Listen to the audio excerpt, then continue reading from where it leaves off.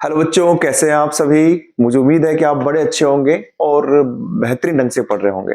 आप सभी का स्वागत है ज्योग्राफी पाठशाला में। जैसा कि मैंने आपको बताया था कि कक्षा 12 के लिए हम नई शुरुआत करने जा रहे हैं। कक्षा 12 के लिए नई शुरुआत, जिसमें हम वापस जो हमारे जो चैप्टर है मैं पहले करा चुका हूँ, वो दोबारा कराएंगे। इस बार कुछ अलग ये कर रहा हूं। मैंने आपसे बात की थी कि चैप्टर को तो करेंगे साथ में एनसीईआरटी की बुक्स को भी ले लेंगे, जिसमें से कुछ मोस्ट लाइन है उनको भी करा देंगे। साथ में उन क्वेश्चन में चर्चा करेंगे जो क्वेश्चन एग्जाम में आने के लिए उत्सुक हैं, आना चाहते हैं, उनकी बात करेंगे। ठीक है, तो चैप्टर को हम थोड़ा जल्दी भी करेंगे। अगर आपको डिटेल में समझना हो तो आप पिछली वीडियो देख सकते हैं, नहीं तो आप आराम से यहाँ पर समझ सकते हैं। देखिए चैप्टर, पहला चैप्टर मानव भूगोल विशेष क्षेत्र प्रकृति। देखो पहले ही बात तो आप जो मेरे प्यारे बच्चे हैं उनके दिमाग में ये होना चाहिए कि हमारे पास दो बुक चलती है। एक बुक चलती है मानव भूगोल से संबंधित और दूसरी चलती है जो विश्व के रेफरेंस में है और दूसरी चलती है भारत से संबंधित। हम पहले इसकी बात करते हैं। अब यहां पर चैप्टर को शुरू करने से पहले इसकी थीम बताना चाहूंगा। देखिए मानव भूगोल एवं विशेष क्षेत्र प्रकृति आ रही है, तो पहले हम बात करें कि शुरुआत कहां से हुई। देखिए अगर हम इस धरातल की बात करें, हम ये माने कि हमारे यहाँ पर एक धरातल है, इस तरीके से मान लीजिए यहाँ पर ये धरातल है। ठीक है, अब धरातल पर क्या है कि कहीं पर तो आपको जल मिलेगा, ठीक है, कहीं पर धरातल पर आपको पर्वत थे, पुरानी पहले की बात कर रहा हूं, कहीं पर पठार थे, कहीं पर मैदान थे, ठीक है, कहीं पर घास उग रही थी। तो इस तरीके की स्थलाकृतियां थी। तो वहां पर जो भूगोलवेत्ता हुए, जिनको पता था कि हमको पर्वत को पढ़ना है, पठार को पढ़ना है, मैदान को पढ़ना है, तो उन्होंने जहां पर इस भूगोल का जन्म किया उस भूगोल का नाम था भौतिक भूगोल। समझ रहे हैं आप, उसका नाम था भौतिक भूगोल। आप बेसिक को समझने की कोशिश कीजिए। लेकिन जब मनुष्य का जन्म होता है ना, और मनुष्य यहां पर परिवर्तन करना शुरू कर देता है, मतलब भूगोलवेत्ताओं ने इसको पढ़ा, लेकिन मनुष्य ने अभी उतनी शुरुआत नहीं करी है कि सांस्कृतिक वातावरण को परिवर्तित कर सके। आगे हम पढ़ेंगे कि जो तकनीक के माध्यम से मनुष्य सांस्कृतिक वातावरण में परिवर्तन कर रहा है। फिर क्या होगा, यहां पर उन्होंने देखा, कि यहां पर कई बड़ी बड़ी बिल्डिंग्स बन गई हैं, यहाँ पर रोड बन रहे हैं, और भी कई चीजें बन रही है, बिल्डिंग्स बन रही है, रोड बन रहे हैं, बांध बन रहे हैं, उनको भी पढ़ना जरूरी हो गया। तो यहाँ पर जो एक भूगोल का जन्म होता है उसको बोले कि अब मानव भूगोल को पढ़ना पड़ेगा। किसको पढ़ना पड़ेगा? मानव भूगोल को पढ़ना पड़ेगा।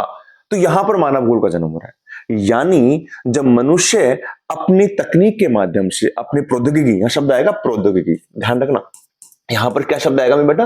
प्रौद्योगिकी शब्द आएगा। उसके माध्यम से जब परिवर्तन करना शुरू करता है, तब विद्वान या भूगोलवेत्ता देखते हैं कि हमको मानव भूगोल के संदर्भ में भी पढ़ना पड़ेगा। यानी पहले भौतिक भूगोल थी और अब मानव भूगोल आ गई। मानव भूगोल का जन्म जो होता है वो 18वीं शताब्दी में होता है ना। यहां से ही क्वेश्चन बन रहे हैं। एक बार और बता दूं आपको, इस चैप्टर से आपके बहुविकल्पी 1 नंबर का, रिक्त स्थान और लघुत्तरात्मक 1.5 नंबर का बन रहा है। यानी छोटे छोटे क्वेश्चन निचोड़ देने हैं आपको। तो मानव भूगोल का जन्म होता है 18वीं शताब्दी के अंदर। अब चूंकि विद्वान देखते हैं कि यार पहले भौतिक भूगोल शब्द था, अब मानव भूगोल शब्द आ गया है, यानी 2 शब्द आ गए हैं, है ना। तो ये जो दो शब्दों की रचना हुई है, यानी 2 अर्थ निकल रहे हैं, इसी को हम द्वैतवाद कहते हैं। इसको क्या कहते हैं? हम द्वैतवाद कहते हैं। इसको हम कहते हैं द्वैतवाद। तो यहां पर भूगोल में द्वैतवाद का जन्म होता है। ठीक है, आप चीजों को समझिए। आप यहां से यहां पर आ रहे हैं, और चैप्टर का नाम है विशेष क्षेत्र प्रकृति, यानी हमको मानव भूगोल की विशेष क्षेत्र को समझना है। जैसे किसी व्यक्ति का स्वभाव होता है, उसी प्रकार ही मानव भूगोल का क्या स्वभाव है, उसमें हम किसको पढ़ रहे हैं, ये बातें हम करेंगे। अब द्वैतवाद का जन्म होता है। द्वैतवाद का जन्म होता है जैसे भूगोल में उन्होंने देखा कि हम भौतिक भूगोल को भी पढ़ रहे हैं और साथ में हम अब यहां पर मानव भूगोल को भी पढ़ेंगे। हम यहां पर किसको पढ़ेंगे? मानव भूगोल को भी पढ़ेंगे। ठीक है, यहां पर तो ये द्वैतवाद हो गया। जैसे आत्मा परमात्मा, सुख दुख दिन रात होते हैं, वैसे ही भूगोल में द्वैतवाद है। अच्छा, फिर शुरुआत होती है और भी आगे। यहां पर भूगोल का अध्ययन किया जाता है 2 रूप में। एक तो क्या आता है क्रमबद्ध भूगोल, और एक किया जाता है प्रादेशिक भूगोल के रूप में। प्रादेशिक भूगोल में यानी किसी विशेष स्तर पे हम जैसे प्रादेशिक के अंदर हम जैसे राजस्थान को पढ़ना चाहें, और क्रमबद्ध के अंदर पूरे विश्व स्तर पर पढ़ना चाहें। प्रादेशिक क्रमबद्ध भूगोल है, इसके जन्मदाता थे हमबोल्ट। अगर आपको वैसे कोर्स में नहीं है लेकिन थोड़ा ध्यान रखेंगे। और ये थे रिटर, प्रादेशिक के थे रिटर, दोनों ही जर्मनी के थे, है ना। क्रमबद्ध भूगोल के जन्मदाता यानी इसके जो इन्होंने बताया था वो हमबोल्ट थे। प्रादेशिक भूगोल के जो थे वो थे आपके रिटर साहब। यहां पर देखिए आप द्वैतवाद का जन्म हो रहा है। फिर द्वैतवाद का जन्म और देखिए आप, यहां पर दो शब्द आएंगे आपकी किताब में, एक तो आएगा नोमेथेटिक, नोमेथेटिक, और एक आएगा इडियोग्राफिक, एक आएगा इडियोग्राफिक। ठीक है। अब नोमेथेटिक क्या है? भूगोल में जो भी नियम थे, जो भी सिद्धांत थे, यानी पर्वत कैसे बनते हैं, पठार कैसे बनते हैं, ज्वालामुखी कैसे उत्पन्न होता है, उन सभी नियमों को यहां पर पढ़ा गया इसके अंदर, नोमेथेटिक के अंदर। तो देखो, नए से नोमेथेटिक और नए से नियम व सिद्धांत, नियम व सिद्धांत यहां पर आए। और यहां पर इडियोग्राफिक का मतलब होता है वर्णन करना, है ना, चीजों का वर्णन करना, इस सुंदर पृथ्वी का वर्णन करना। तो वर्णात्मक जो चीजें थी वो यहां पर आई। तो देखिए आप भूगोल में द्वैतवाद की बात करें तो द्वैतवाद यही हो गया, भौतिक भूगोल, मानव भूगोल, क्रमबद्ध भूगोल, प्रादेशिक भूगोल, नोमेथेटिक, इडियोग्राफिक। लेकिन भूगोलवेत्ता क्या कहते हैं आगे? आगे ये कहते हैं इतना होने के बावजूद भी हम भूगोल को अलग नहीं कर सकते मानव से, क्योंकि आपने देखा होगा आगे पढ़ते हम जैसे तूफान की आंख, तो तूफान शब्द आ गया और मनुष्य के शब्द के रूप में आंख को ले लिया, है ना। इस तरीके से हम भूगोल को द्वैतवाद होने के बावजूद भी हम मानव को और मनुष्य को अलग नहीं कर सकते। अब क्वेश्चन का क्या बन रहा है देखिए आप, पहला क्वेश्चन बन रहा है कि भूगोल का जन्म, मानव भूगोल का जन्म कब हुआ? 18वीं शताब्दी में हुआ। द्वैतवाद में नोमेथेटिक क्या है? जिसमें नियम और सिद्धांत है। इडियोग्राफिक क्या है? जिसमें वर्णात्मक भूगोल है ना। और ये सब चीजें आ गई है। अब एक बार थोड़ा एनसीईआरटी का अवलोकन करें, देखते हैं हम यहां पर आप देखेंगे, मुझे उम्मीद है दिख रहा होगा, लेकिन फिर भी थोड़ा सा जूम कर लेते हैं हम। अब देखिए आप यहां पर जो शब्द जो आना चाहते हैं वो बताता हूं आपको। यहां पर देखिए पहली लाइन जो एनसीईआरटी में आपके रिक्त स्थान का है, तो ये लाइन आपको ध्यान से देखनी है कि भूगोल समाकलनात्मक, अनुभाविक एवं व्यवहारिक है। आपका कोई सा भी रिक्त स्थान खाली छोड़ सकता है और आपको ये तीन शब्द देखने हैं। एक तो देखना है समाकलनात्मक, दूसरा आनुभाविक, और एक है व्यवहारिक। क्या? देखिए समाकल का मतलब होता है चीजों को जोड़ते हुए, चीजों को आप जोड़ते हुए पढ़ेंगे। आपके पास अनुभविक का मतलब होता है अनुभव के आधार पर भूगोल को पढ़ा गया है, और व्यवहारिक भी है। तो ये शब्द आ गया। इसके बाद में हमने यहां पर पढ़ा कि यहां पर भौतिक परिवहन के बारे में पढ़ा, और इसमें मनुष्य ने वहां पर अपने प्रभाव को दिखाया है। यहां पर दो शब्द और आते हैं, इनको आप देखेंगे, इसकी हम बात कर रहे थे। एक तो देखिए आप यहां पर, एक तो आ गया आपके पास में यहां पर नोमेथेटिक, यानी भूगोल के नियम बनाना, और एक आ गया इडियोग्राफिक, जिसको विवरणात्मक भूगोल भी कहते हैं, है ना। अब यहां पर एक शब्द जो मैंने बताया था कि इतना होने के बावजूद भी प्रकृति और मानव को अविभाज्य जो है वो अलग अलग नहीं किया जा सकता, दोनों ही एक ही हैं। कैसे एक है? देखिए आप यहां पर अगर हम सामान्यतः पृथ्वी के रूप के बारे में, तूफान की आंख, नदी के मुख, हिम नदी के नासिका, जल डमरू की ग्रीवा, या फिर आप ले सकते हैं यहां पर एक शब्द हो जाएगा सड़कों या रेल मार्गों, जल मार्गों के लिए परिसंचरण की धमनियों का प्रयोग किया गया है। तो ये भी रिक्त स्थान में आ सकता है कि सड़क, रेल मार्ग, जल मार्ग के लिए क्या किया गया? परिसंचरण की धमनियां। जैसे हमारे शरीर में जो धमनियां होती है, रक्त बहता है, वैसे ही इसके बारे में बात की गई। पृथ्वी का रूप देखिए, पृथ्वी प्राकृतिक है, रूप मनुष्य की बात हो गई। तूफान आंख, नदी का मुख, ठीक है, ये सब चीजें आ गई। यहां पर एक चीज और ध्यान रखनी है जो आपके पास में आएगी कि यहां पर जो जर्मन भूगोलवेत्ता है, जर्मन जो भूगोलवेत्ता है वो थोड़ा और भी आगे चले जाते हैं, और वह कहते हैं कि जो हमारे जो राज्य है, उस राज्य को उन्होंने जीव के बारे में कहा है कि राज्य की तुलना जीव से की गई है, राज्य की तुलना जीव से की गई है। ठीक है। अब आगे हम देखें, यहां पर आगे हम पढ़ेंगे मानव भूगोल की प्रकृति। मानव भूगोल की प्रकृति, देखिए मानव भूगोल की प्रकृति क्या है बेटा? मानव भूगोल की प्रकृति क्या है? मानव भूगोल की प्रकृति ये हो गई कि आप मानव भूगोल में पढ़ना किस चाहते हैं। यहां पर आप मनुष्य को केंद्र में रखेंगे, मनुष्य को केंद्र में रखेंगे, और मनुष्य को केंद्र में रखकर जो पृथ्वी है ना, उसके सापेक्ष जो भी परिवर्तन किए, चाहे उसने सामाजिक परिवर्तन किए मनुष्य ने, चाहे यहां पर राजनीतिक परिवर्तन किए हो, चाहे वहां पर सांस्कृतिक परिवर्तन किए हो, ये सब पढ़ना ही क्या है? आपका मानव भूगोल की प्रकृति है। यानी मानव भूगोल की प्रकृति के अंदर आपको रटना नहीं है। मानव भूगोल के अंदर हम मनुष्य को केंद्र रखकर पृथ्वी के सापेक्ष जो भी सामाजिक, जो भी राजनीतिक, जो बिल्डिंग्स बनाई हैं, जो ये सीमाएं बनाई हैं, भारत, पाकिस्तान, बांग्लादेश, जो भी सीमाएं बनाई, जो भी सांस्कृतिक परिवर्तन किए, उनको पढ़ना ही मानव भूगोल की प्रकृति है। समझ रहे हैं आप? तो यहां पर हम अब तक कहां तक आ चुके हैं? अगर आपको थोड़ा सा डिटेल में बताऊं मैं आपको, हमने मानव भूगोल के बारे में बात की, फिर हमने देखा कि शब्द आ रहे हैं, तो हमने द्वैतवाद की बात कर ली कि द्वैतवाद का जन्म हुआ है। द्वैतवाद के बाद भी कहा कि हम दोनों को हम अलग नहीं कर सकते हैं, प्रकृति और मनुष्य को, और हमने यहाँ पर कुछ शब्दों की बात करी, पृथ्वी के रूप, तूफान की आंख, नदी के मुख और जल मार्ग, सड़क मार्ग और इनका परिसंचरण की धमनियां। ठीक है, अब यहाँ पर कुछ विद्वान आते हैं जो मानव भूगोल की परिभाषा देते हैं। ये काफी महत्वपूर्ण है, यहां से क्वेश्चन बनता है।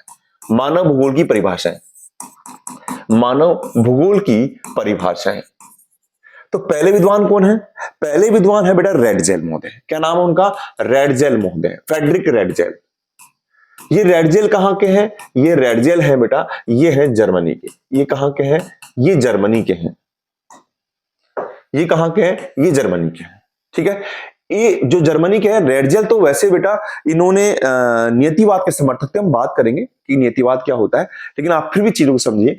यहां पर इन्होंने किताब लिखी है, उस किताब का नाम है एंथ्रोपोजोग्राफी। एंथ्रोपोजोग्राफी, यहां पर आपके एक एक नंबर के क्वेश्चन बन रहे हैं। रेडजेल जर्मनी के हैं, एंथ्रोपोजोग्राफी किताब का नाम है, ये पुस्तक का नाम है, ये एग्जाम में आता है। ठीक है, अच्छा इसके अलावा इनको आधुनिक मानव भूगोल का जन्मदाता भी कहते हैं। रेडजेल को आधुनिक मानव भूगोल का जन्मदाता भी कहा जाता है, मानव भूगोल का जन्मदाता भी कहा जाता है। अब इन्होंने क्या परिभाषा दी है? देखिए परिभाषाएं अलग नहीं है, बस वो थोड़ा सा अगर व्यक्ति कोई परिभाषा दे रहा है तो कुछ शब्दों का चयन करेगा जिससे कि आप उसे याद कर सके। इन्होंने प्रकृति को और मनुष्य को जोड़ा है। इन्होंने प्रकृति के रूप में क्या लिया है? इन्होंने लिया है कि मानव भूगोल जो है ना वो क्या है? मानव समाज, मानव समाज व धरातल के मध्य, धरातल के मध्य कौन से संबंध हो? संश्लेषित संबंधों का अध्ययन, संश्लेषित संबंधों का अध्ययन है। यानी रेडजेल महोदय तो जर्मनी के हैं, जिनकी पुस्तक का नाम एंथ्रोपोजोग्राफी है, वो ये कहते हैं कि हम प्रकृति के रूप में तो ले रहे हैं हम धरातल को, शब्द को, और मनुष्य के रूप में ले रहे हैं मानव समाज को। आपको क्लियर देखिए, चीजों को देखिए आप, प्रकृति और मनुष्य को जोड़ रहा है। तो प्रकृति के रूप में धरातल शब्द लिया है और मनुष्य के रूप में मानव समाज को लिया है। दोनों को जोड़कर संबंध कौन से? संश्लेषित संबंधों का अध्ययन। ये कौन कहते हैं? हमारे रेडजेल साहब कहते हैं। फिर इनकी शिष्या आती है, इनकी शिष्या आती है, और शिष्या क्या कहती है? आप यहां पर देखिए, आप शिष्या क्या कह रही है, आप यहां पर कर लेते हैं। शिष्या जो है वो है Allen sample. Allen sample, Allen sample कहां की है? ये अमेरिका की है, और रेडजेल की शिष्या है। ये तो नियतिवाद की घोर समर्थक थी बेटा। आप आगे पढ़ेंगे, जब एमए में पढ़ेंगे, तो इन्होंने तो ये तक कहा है कि मनुष्य के सिर से लेकर पांव का जो नख है वो प्रकृति से बना है, और मनुष्य प्रकृति में जन्म लेता है और उसकी मिट्टी में ही मिल जाएगा। यहां पर ये क्या कहती है कि क्रियाशील मानव, माना है कि जो मनुष्य क्रियाशील है, तो क्रियाशील मानव प्लस, अब देखिए मनुष्य के रूप में ले लिया क्रियाशील को, अब प्रकृति के रूप में शब्द क्या यूज किया उन्होंने? अस्थिर पृथ्वी। क्या लिया? अस्थिर पृथ्वी। रटना नहीं है, आपको चीजों को समझना है। क्रियाशील मानव व अस्थिर पृथ्वी के मध्य संबंध कैसे है? संबंध है पारस्परिक परिवर्तनशील संबंध है, पारस्परिक परिवर्तनशील संबंध है, परिवर्तनशील संबंध है। ठीक है, तो यहां पर आपसे पूछ सकता है एलन सैम्पुल कहां की है, परिभाषा पूछ सकता है क्रियाशील मानव, किसी भी खालिस्तान में ब्लैंक छोड़ दें कि खालिस्तान प्लस अस्थिर पृथ्वी के मध्य पारस्परिक परिवर्तनशील संबंधों का अध्ययन है, तो क्रियाशील मानव पढ़ना है। एक शब्द और यहां पर आता है कि यहां पर आप देखते हैं मनुष्य क्रियाशील है और पृथ्वी भी अस्थिर है, पृथ्वी बदल रही है और मनुष्य भी क्रियाशील है, तो यानी यहां पर जो संबंध है वो गत्यात्मक संबंध है। ये आपको ध्यान रखना है। तो आपसे पूछ सकता है कि किस विद्वान की परिभाषा में गत्यात्मक संबंध या परिवर्तनशील संबंध दिखाई दे रहे हैं, तो आपको नाम लेना है एलन सैम्पुल का। थोड़ा सुन रहे हैं मेरी बात आपको? अब यहां पर गत्यात्मक संबंध आएगा तो एलन सैम्पुल का नाम आएगा। तीसरे विद्वान और आते हैं। तीसरे विद्वान आपके पास में है विडाल डी ब्लास साहब। इन्होंने क्या कहा? इन्होंने कहा कि भैया मैं आधुनिक मानव नहीं लूंगा, मैं यहां पर इसको थोड़ा सा कर लेता हूं। इन्होंने कहा कि भैया मैं ब्लास साहब, पहले ब्लास साहब कहां के हैं थोड़ा सा मैं बता दूं आपको, ये फ्रांस के हैं और ये वही ब्लास साहब हैं जिन्होंने संभववाद विचारधारा दी थी, विडाल डी ला ब्लास। इन्होंने क्या कहा? इन्होंने कहा कि पृथ्वी पर रहने वाले जीव, इन्होंने कहा कि मैं कल मनुष्य को नहीं लूंगा, मैं सबको ले लूंगा, तो पृथ्वी पर रहने वाले जीव, पृथ्वी पर रहने वाले जीव और जो भी भौतिक नियम है, आपके नदियों का चलना है, तूफान का आना है ना, भूकंप का आना है, यानी जो भी पृथ्वी को नियंत्रित करने वाले भौतिक नियम है, यानी पृथ्वी पर पृथ्वी को नियंत्रित करने वाले, पृथ्वी को नियंत्रित करने वाले भौतिक नियम, भौतिक नियम, उनके मध्य जो संबंध है, संश्लेषित संबंध है। कैसे संबंध है? संश्लेषित संश्लेषित संबंध है, उनका अध्ययन क्या है? मानव भूगोल है। ठीक है, तो परिभाषाएं बिल्कुल क्लियर है। आपको रेडजल साहब कहते हैं कि भाई हम मानव समाज और धरातल को लेंगे। आपके यहाँ पर सैंपल जो मैडम है वो कहती है अस्थिर पृथ्वी और क्रियाशील मानव को लेंगे, जबकि विलास साहब कहते हैं कि हम पृथ्वी को नियंत्रित करने वाले भौतिक नियम तथा उनके जो मध्य निवास करने वाले जीवों को लेंगे हम। ये बात आ गई आपके पास में। अब देखिए मानव भूगोल की प्रकृति आ गई है। अब एक शब्द और आता है इसके अंदर, वो शब्द है, आगे हम ये सब चीजें पढ़ चुके हैं। आप आपके पास में क्वेश्चन का बन रहा है, पता है ना? ये सारे क्वेश्चन बन रहे हैं एक एक लाइन के, आपको ध्यान रखना। अगला है मानव का प्राकृतिकरण और प्रकृति का मानवीकरण। ये शब्द बहुत महत्वपूर्ण है, इसको आप समझिएगा। मैं यहीं पर ले लेता हूं, शब्द कैसा है समझिए आप कि मानव का प्राकृतिकरण। देखिए दो शब्द ले रहा हूं, मानव का प्राकृतिकरण, और एक मैं यहां नीचे ले लेता हूं प्रकृति का मानवीकरण। प्रकृति का मानवीकरण।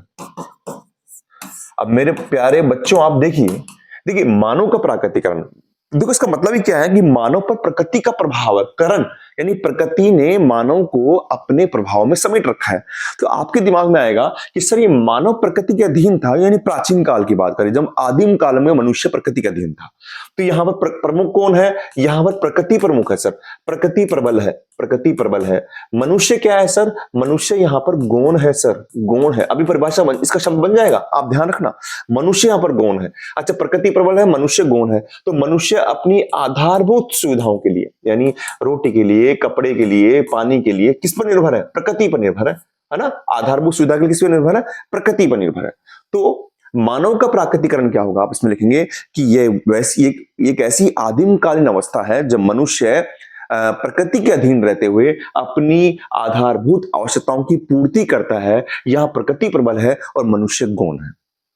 आप समझ रहे हैं? यहां पर मनुष्य ने अभी तक अपनी तकनीक का प्रयोग नहीं किया है, अपनी शक्तियों का प्रयोग नहीं किया है। और यहां पर आप देखेंगे प्रकृति प्रबल है, तो यहां पर नियतिवाद विचारधारा की झलक मिलती है। अभी क्या है उसके बारे में बात करेंगे। नियतिवाद विचारधारा को आप इतना ही समझ लीजिए कि यहां पर प्रकृति प्रबल होती है। ठीक है, आपके पास में इसमें दे भी रखी है मानव के इसके अंदर। देखिए आप इसको पर्यावरण निश्चयवाद भी कहते हैं। बाकी आप देखेंगे कि यहां पर एक कहानी दे रखी है, एक व्यक्ति की दे रखी है जो जंगल में रहता है, जंगल में लकड़ियां काट कर रहता है, वहां के पानी को पीता है, स्वच्छता से रहता है ना? और क्या नाम है, जड़ी बूटियों का प्रयोग करता है। तो ये परिभाषा दे रखी है जिसमें मानव के प्राकृतिकरण की बात करी कि मनुष्य प्रकृति के अधीन रहकर काम करता है। फिर प्रकृति का मानवीकरण। देखिए प्रकृति का मानवीकरण का मतलब होता है कि मनुष्य अपनी तकनीक के माध्यम से, यहां पर एक शब्द रखा है प्रौद्योगिकी, प्रौद्योगिकी देता है या फिर योग्यता देता है कि मनुष्य अपनी योग्यता या प्रौद्योगिकी के माध्यम से प्रकृति में परिवर्तन करना शुरू कर देता है। इस सुंदर प्रकृति में जहां पर्वत है, पठार है, मैदान है, वहां पर अब आपको बड़ी बड़ी बिल्डिंग्स मिल रही है, आपको सड़कें मिल रही है, जहाज मिल रहे हैं, गाड़ियां दौड़ रही है। तो प्रकृति ने, ये मनुष्य ने परिवर्तन किया है। तो मनुष्य अपनी तकनीक के माध्यम से यहाँ के सांस्कृतिक वातावरण परिवर्तन करना शुरू कर देता है। तो यहाँ पर प्रकृति का मानवीकरण आ गया है, यानी प्रकृति पर मानवों का प्रभाव दिखाई देने लग गया है। इसमें आप यूं समझ सकते हैं कि मनुष्य कहीं पर भी रहकर संसार की किसी भी चीज को उपभोग कर सकता है। आपको अगर कश्मीर के सेब खाने हैं तो कश्मीर जाने की आवश्यकता नहीं है, आप कश्मीर के सेब अपने यहां पर रहकर खा सकते हैं। तो यही तो है प्रकृति का मानवीकरण। ठीक है, और यहां पर किसकी झलक मिलती है? संभववाद की झलक मिलती है। आपको संभववाद की झलक मिलती है। देखिए यहां पर जो एक लाइन आती है आपके, मैंने कई बार देखा है कि प्रौद्योगिकी किसी समाज के सांस्कृतिक विकास के स्तर की सूचक होती है। इस सांस्कृतिक को यहां से गायब कर देगा कि तकनीक किसी समाज के किसके विकास के, तो सांस्कृतिक विकास के सूचक होती है।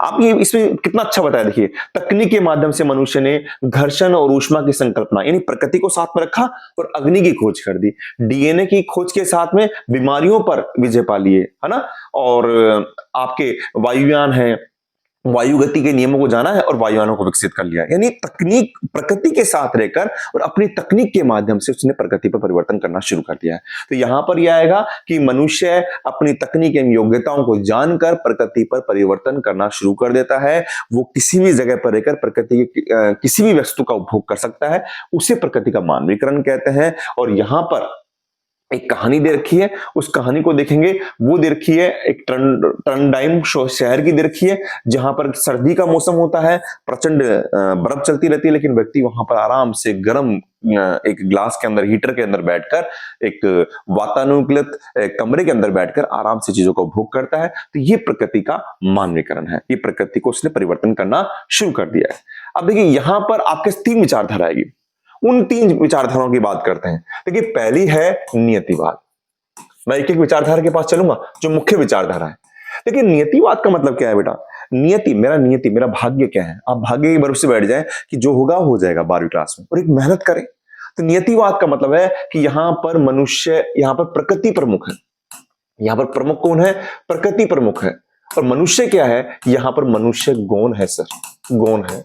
अच्छा, ये विचारधारा की झलक कहां से मिलती है? ये जर्मन विचारधारा, जर्मन जो विचारधारा है उससे मिलती है। ठीक है, तो नियतिवाद क्या हो गई? नियतिवाद वह विचारधारा है जहां प्रकृति प्रमुख है, मनुष्य गौण है। जर्मन विचारधारा की विचारधारा इसको बताती है। अगर इसकी कोई बात करें कि इसके जन्मदाता कौन है, तो रेडजेल के बारे में कहा गया है। सबसे खास बात है इसके उपनाम, यहां कंफ्यूज करते हैं। नियतिवाद को आप पर्यावरणीय निश्चयवाद भी कह सकते हैं, निश्चयवाद भी कह सकते हैं, या फिर इसको नियतिवाद भी कह सकते हैं, नियतिवाद भी कह सकते हैं। अब मुझे बताइए, भूगोलवेत्ता किताबें लिख रहे हैं, भूगोलवेत्ता पृथ्वी का अवलोकन कर रहे हैं, और वो ये देख रहे हैं कि मनुष्य तो भाग्य के भरोसे बैठ गए हैं, प्रकृति के भरोसे बैठ गया, फिर क्या करें? तो वो एक विचारधारा वो लेकर आते हैं, और उस विचारधारा का नाम है संभववाद। और वो कहते हैं नहीं भैया, प्रकृति प्रमुख है, लेकिन आप में योग्यता है, आप में योग्यता है, आप में क्षमता है। आप इन जो भी अवसर है उनका प्रयोग करें और प्रकृति में परिवर्तन कर सकते हैं और आराम से आगे बढ़े। तो ये विचारधारा किसने दी थी? ये दी थी विडाल डी ब्लास ने, विडाल डी ला ब्लास साहब ने दी थी। ये थे कहां के? ये फ्रांस के थे। ये कहां के थे बेटा? फ्रांस के थे। हर से क्वेश्चन बन रहा है, दी किसने, कहां के थे? फ्रांस के थे। इसलिए इस विचारधारा को फ्रांसीसी विचारधारा भी कहते हैं। क्या कहते हैं? फ्रांसीसी विचारधारा भी कहते हैं। मेरे एक एक शब्द पर गौर करना है आपको, है ना? अच्छा, और क्या है? और यहां पर कौन प्रमुख है? मनुष्य प्रमुख है, प्रकृति प्रमुख है? नहीं सर, मनुष्य प्रमुख हो गया। यहां पर मनुष्य क्या हो गया? प्रमुख हो गया है, मनुष्य प्रमुख हो गया है। ठीक है, यहां पर संभववाद शब्द किसने दिया था? ये भी फ्रांस के किसने दिया था? फेब्रे ने दिया था। फेब्रे ने दिया था। आपके कोर्स में नहीं, आपको याद रखना है। इसके विडाल डी ब्लास हो गए हैं यहां पर, ये ध्यान रखना है आपको। अच्छा, एक खास बात और सुनिए आप, आपके पास क्वेश्चन आ जाए, ऐसी कौन सी विचारधारा है जिस पर मनुष्य ने अपनी योग्यता या अपनी प्रौद्योगिकी के माध्यम से वहां पर सांस्कृतिक परिवर्तन करना शुरू कर दिया है? तो आपके पास में होगा संभववाद। ऐसी कौन सी विचारधारा है जिसमें मनुष्य ने अपने प्रकृति में उपलब्ध अवसरों का प्रयोग कर अपना विकास करना शुरू कर दिया है? अवसर जहां आ जाए, अवसर जहां आ जाए बेटा, तो लिख लेना, संभववाद आएगा। क्या आएगा? संभववाद विचारधारा आएगा। आपके पास में ऐसा भी आ जाए कि ऐसी कौन सी विचारधारा है जहां पर मनुष्य ने प्रकृति पर विनाश करना शुरू कर दिया या प्रकृति का दोहन करना शुरू कर दिया है, तो भी संभववाद आएगा। ठीक है, अब तीसरी विचारधारा आती है, क्योंकि यहां पर प्रकृति प्रमुख है या मनुष्य प्रमुख है, मनुष्य ने विनाश करना शुरू कर दिया है। तो एक विद्वान आते हैं, एक विद्वान आएंगे, उनका नाम है ग्रिफिथ टेलर साहब। वो कहते हैं भैया रुको, ऐसा नहीं करना है, आपको प्रकृति के साथ बैठना भी नहीं है और ऐसा भी नहीं करना कि अपनी योग्यताओं से प्रकृति का विनाश कर दें। आपको एक विचारधारा देता हूं मैं, उस विचारधारा का नाम है नवनियतिवाद। क्या नाम है? नवनियतिवाद। इसको हम नवनिश्चयवाद भी कहते हैं, उसको हम नवनिश्चयवाद भी कहते हैं। वो कहते हैं कि भैया आपको विकास करना है, लेकिन ट्रैफिक लाइट की तरह से करना है। कि आपको जैसे ट्रैफिक लाइट होती है, आप रेड पे रुकते हैं, फिर आप ग्रीन पे आगे बढ़ते हैं, रुकते हैं, ठहरते हैं, देखते हैं, तो वैसे विकास करना है तो आपको रुकना है और फिर आगे बढ़ना है। तो रुको और जाओ, इसको कहते हैं रुको और जाओ निश्चयवाद भी कहते हैं। ये दिया किसने है? ये ग्रिफिथ टेलर ने दिया है। आपको कंफ्यूज नहीं होना है, हो जाते हैं ब्लास, आप ब्लास संभववाद है, ग्रिफिथ टेलर साहब ने दिया नवनिश्चयवाद, नवनियतिवाद, रुको और जाओ सिद्धांत। ये किस पे काम करी बताया मैंने आपको? ये ट्रैफिक लाइट के सिद्धांत पर काम करती है। ये ट्रैफिक लाइट के सिद्धांत पर काम करती है, ट्रैफिक लाइट के सिद्धांत पर ये काम करती है। अच्छा, और चीज सुनिए आप, यह प्रमुखता क्या है? यहां पर इन्होंने कहा कि प्रकृति और मनुष्य का सामंजस्य बताया है। प्रकृति व मनुष्य का क्या बताया है? सामंजस्य बताया है। सामंजस्य बताया है, प्रकृति और मनुष्य का सामंजस्य बताया है कि प्रकृति मनुष्य को मिलजुल कर काम करना पड़ेगा, एक साथ मिलकर काम करना पड़ेगा, तभी हम आगे विकास कर सकते हैं। तो ट्रैफिक लाइट के सिद्धांत पे काम करती है। एक एक परिभाषा और एक क्वेश्चन और बनता है कि नवनिश्चयवाद जो है ना बेटा, ये जो नवनिश्चयवाद है या जो रुको और जाओ सिद्धांत है, ये क्या है? नवनियतिवाद, सॉरी नियतिवाद, ये नियतिवाद और संभववाद, इसके बीच की कड़ी का काम करते हैं। क्योंकि न तो ये कह रहा है कि प्रकृति के अधीन रहकर अपने काम करो आप, न ये कह रहा है कि आपको प्रकृति का विनाश करना है, बीच में रहना है। यानी प्रकृति और मनुष्य का हाथ पकड़ के काम करेंगे, दोनों सामंजस्य के साथ काम करेंगे, तो दोनों के मध्य कड़ी का काम करती है। ठीक है, तो आप यहां पर आप देखेंगे, यहां पर आ भी रहा है, आप देखेंगे यहां पर कि ये देखिए आप कि यहां पर कि ये विचारधारा पर्यावरण निश्चयवाद और संभववाद के बीच मध्यम मार्ग को बताती है ना? ये क्वेश्चन आया हुआ है। ठीक है, अब देखिए आगे हम और चीज देखते हैं। ये एक टॉपिक है जो पिछली बार हट चुका था, लेकिन इस बार चैप्टर है हमारे पास पूरा, तो इस चैप्टर को हम देख लेते हैं। अब है ये देखिए आप, अब इस चैप्टर का नाम भूगोल के क्षेत्र और उपक्षेत्र, भूगोल के क्षेत्र और उपक्षेत्र। इसमें एक टेबल दे रखी है, मानव भूगोल की वृहद अवस्थाएं, प्रणोद अवस्थाएं। अब इसको आप देखेंगे, बिल्कुल आसान है, मैं आपको ये चीजें बताऊंगा, आपको समझ में आएगी। थोड़ा सा जूम कर लेते हैं जिससे आपको अच्छा समझ में आ जाए। ये देखिए आप, अब यहां से देखिए आप, देखिए पहले है समयावधि, उपागम और व्रत लक्षण। देखिए मानव भूगोल की बात करें, जब मनुष्य का प्रकृति पर अधीन है, प्रकृति पर वो काम कर रहा है, तो हम पहले बात करते हैं उपनिवेश युग से पहले के काल की। उपनिवेश युग कब है बेटा? उपनिवेश युग तब है जब यूरोपीय जो आक्रमणकारी थे, यूरोपीय जो लोग थे, वो व्यापार के उद्देश्य से समुद्र यात्रा की खोज करते हैं, भारत में, ब्राजील में, श्रीलंका में, है ना, आपके अमेरिका में वहां जाते हैं और वहां पर वो अपने अपने देशों पर अधिकार करते हैं, दूसरे देशों पर उपनिवेश बना लेते हैं। तो इस वक्त क्या शुरू हुआ था, देखिए आप, इसमें क्या हुआ था कि यहां पर अन्वेषण हुआ था, खोज हुई थी और उनका विवरण किया गया था। यानी आप, मैं भारत और इसके संदर्भ बता रहा हूं आपको। जैसे मान लीजिए इंग्लैंड है, इंग्लैंड ने समुद्री यात्रा से कहां गए? वो मान लीजिए इधर ब्राजील साइड में भी जा रहे हैं, इधर से भारत में भी जा रहे हैं, इधर से श्रीलंका में भी जा रहे हैं। तो इन्होंने खोज शुरू कर दी कि ये आइए ढूंढिए आप। तो पहला काल कौन सा था? आरंभिक उपनिवेश युग। अन्वेषण हो रहा है और देखो इसमें लिखा होगा कि हाँ, साम्राज्य और व्यापारिक रुचियों से नए क्षेत्रों की खोज हुई और उनका अन्वेषण हुआ है। आगे होता है उत्तर उपनिवेश युग, यानी उपनिवेश के बाद का काम। इसमें प्रादेशिक विश्लेषण किया गया। प्रादेशिक विश्लेषण का मतलब कि चीजें खोज ली गई है, देश खोज लिए गए हैं। अब यहां पर देखा गया है कि उन देशों के द्वारा हम अगर अध्ययन करें, हम इंग्लैंड वाले सोच रहे हैं, फ्रांस वाले सोच रहे हैं, जर्मनी वाले सोच रहे हैं कि हमने इस पर अधिकार किया, हमने इस पर अधिकार किया, तो हम वहां के क्षेत्रों को जान सकते हैं। यानी हम इन छोटे छोटे क्षेत्रों का अध्ययन करके संपूर्ण पृथ्वी का अध्ययन कर सकते हैं। तो प्रदेश के सभी पक्षों का विस्तृत अध्ययन किया, जिससे आप इसमें देखेंगे, जिससे पूरी पृथ्वी की समझ विकसित हो रही है। ध्यान रखना है, पहले वाले काल के अंदर अन्वेषण हुआ है, समुद्री यात्रा है, जहाज उठाया, सोचिए आप, और ढूंढ रहे हैं कि हाँ ये ढूंढ लिया, देखो मैंने ये ढूंढ लिया, मैंने ये ढूंढ लिया, है ना। दूसरे के अंदर हुआ है कि ढूंढ लिया है, तो इनका आप विश्लेषण करो, इनके बारे में जानो, यहाँ की मिट्टी कैसी है, यहाँ की जलवायु कैसी है, जिससे हम क्या करेंगे, पूरी पृथ्वी का समग्र अध्ययन कर सकते हैं। ठीक है, समझ रहे हैं आप? बिल्कुल आसान है। अच्छा, तीसरा देखिए आप, तीसरा मैं इसको जूम कर लेता हूं, यहां से आपको समझ में आ जाएगा। ये देखिए आप, तीसरा कौन सा है? तीसरा अंतर युद्ध अवधि, यानी 30 के दशक का। इसमें क्षेत्रीय विभेदन किया गया है। अब आपने ढूंढ लिए, अब आपका हो गया नहीं, मुझे तो इंग्लैंड वाले कह रहे हैं मुझे तो भारत पर अधिकार करना है। इंग्लैंड वाले जो भारत था, भारत पे इंग्लैंड वाले भी आ गए, फ्रांस वाले भी आ गए, आपके पास में पुर्तगाली भी आ गए, तो इनकी बीच लड़ाई होने लग गई और फिर उन्होंने कहा कि नहीं भाई मुझे अधिकार करना है। तो यहां पर हुआ क्षेत्रीय विभेदन, क्षेत्र को अलग अलग करके करने लगे। तो यानी यहाँ किसी एक अन्य प्रदेश से उसे किस प्रकार से भिन्न है, वो कितना अच्छा है, उसके बारे में जानना चाहा। ठीक है, तो यहां पर आप एक क्षेत्र को चुनने लगे हैं, उसके बारे में, उसकी अच्छाइयों के बारे में जानने लगे हैं। फिर है 1950 का दशक के अंत में और 1960 के दशक के अंत तक, यानी 50 से 60 का दशक, स्थानिक संगठन।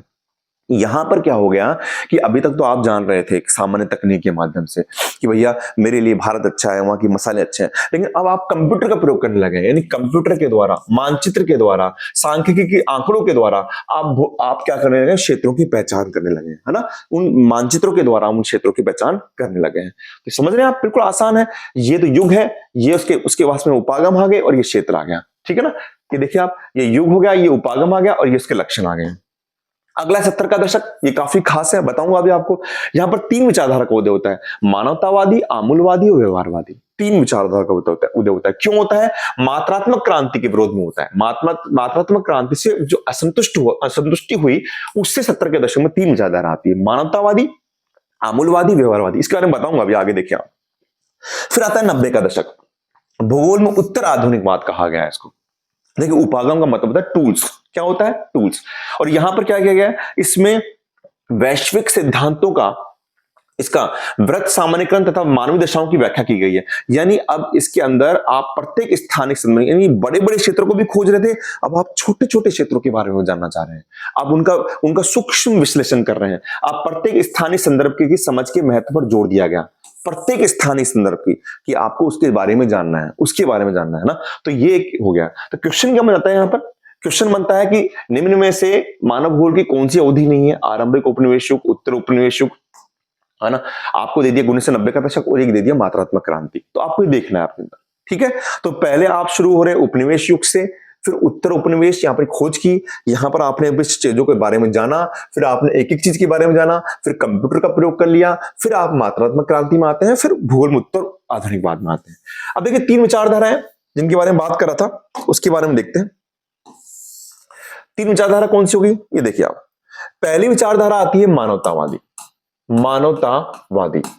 ये विचारधारा क्या है बेटा, 1970 का जो दशक था उसमें मात्रात्मक क्रांति। ये मात्रात्मक क्रांति होती क्या है, देखिए मात्रात्मक क्रांति का मतलब क्या है बेटा, कि इस वक्त केवल और केवल विकास को देखा गया है, कि कितनी बड़ी बड़ी बिल्डिंग्स बन जाएगी, कितने बड़े बड़े कितने अच्छे रोड बन रहे हैं, कौन देश कितना विकास कर रहा है, किसके पास कितना पैसा है, कितना हम प्राकृतिक संसाधनों का दोहन कर सकते हैं, हम खनिजों का दोहन कर सकते हैं, केवल इस पर ध्यान था। लेकिन मानव के जो बेसिक चीजें थी उन पर हमने ध्यान देना कम कर दिया, उन पर ध्यान देना कम कर दिया। तो यहां से विचारधारा उदय होती है वो मानवतावादी।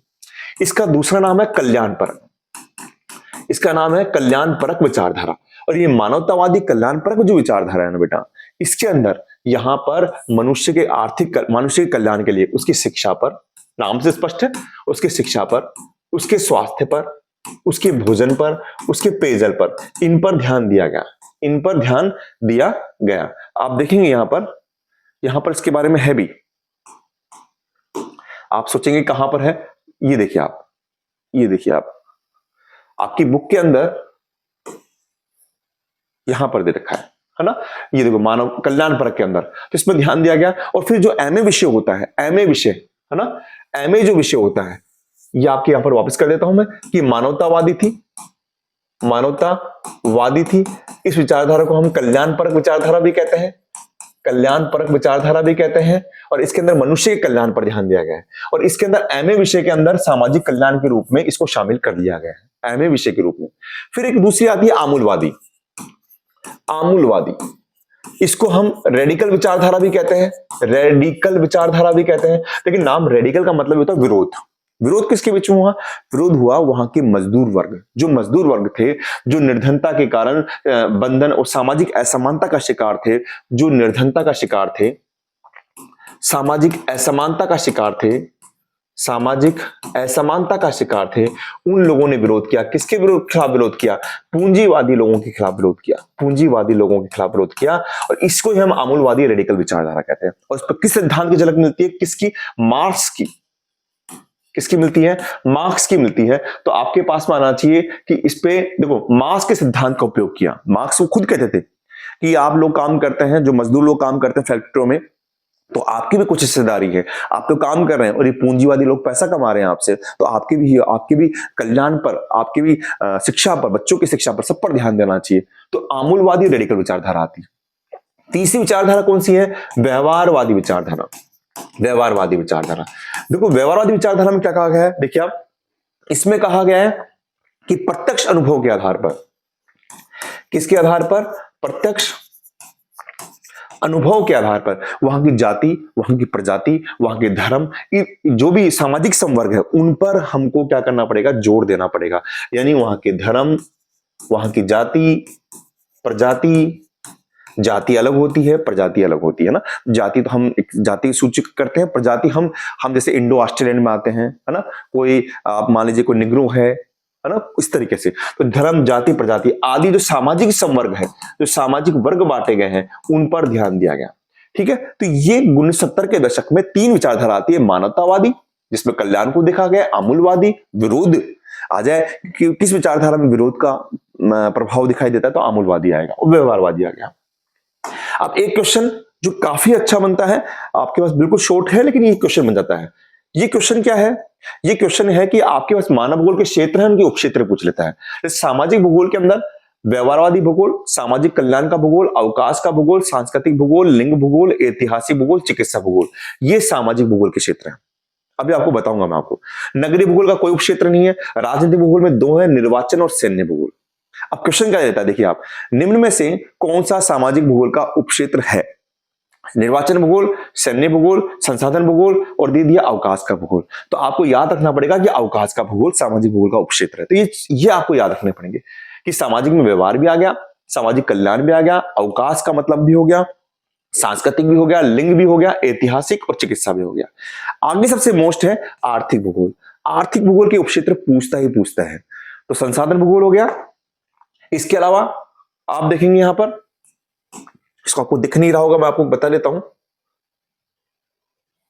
ये देखिए आप, इसके अलावा क्या हो गया? कृषि भूगोल हो गया, औद्योगिक, व्यवसायिक अर्थशास्त्र, पर्यटन और अंतरराष्ट्रीय व्यापार। ये किसके हो गए? आपके आर्थिक भूगोल के उपक्षेत्र हो गए। तो बेटा मुझे उम्मीद है कि आपको चैप्टर समझ में आया होगा। चैप्टर की थीम में आपने बस यही समझा है कि यहां पर छोटे छोटे प्रश्न लेने हैं। आप जो शुरुआत करेंगे तो आप रेड जेल से शुरुआत करेंगे, तो रेड जेल को आपको पूरा याद करना है। रेड जेल कहां के थे, उनकी पुस्तक का नाम क्या है, उनकी परिभाषा क्या है। फिर हमने एलन सैंपल को देखा। हमने किसको देखा? यहां पर आप देखेंगे, हमने यहां पर एलन सैंपल को देखा। उसके बाद में ब्लास को देखा। मानव का प्राकृतिकरण, झलक किसकी मिलती है? नियतिवाद की। प्रकृति का मानवीकरण, संभववाद की। इसके बारे में जाना हमने। इसके बारे में तीन विचारधारा, नियतिवाद, संभववाद और नवनीतिवाद के बारे में जाना हमने। रेडिकल, हमने तीन विचारधारा जानी, मानवतावादी, आमूलवादी, व्यवहारवादी। ठीक है। और एक जो टॉपिक पिछली बार हट गया था उसके बारे में भी जाना है हम। ये देखिए आप, ये वाला जो आपके पास बच रहा है कि कौन कौन से युग थे और क्षेत्र उपागम थे, बिल्कुल आप समझ होंगे। तो मुझे उम्मीद है कि आपको चैप्टर समझ में आया होगा, अच्छा लगा होगा। आप इसको देखिए और अपनी तैयारी मजबूत कीजिए। एक एक छोटे छोटे प्रश्न को आप निकाल लीजिए जिससे कि हम इसको कर सकें। मैं आपके बाद में क्वेश्चन लेकर आऊंगा जिसके आप क्वेश्चन सोल्व करेंगे और इससे इस चैप्टर को और अच्छे ढंग से करने की कोशिश करेंगे। आप बस यूं ही पढ़ते रहिए, आगे बढ़ते रहिए। मिलता हूं आपके साथ नेक्स्ट चैप्टर के साथ में, है ना। विश्व जनसंख्या वितरण घनत्व एवं वृद्धि। थैंक यू बेटा।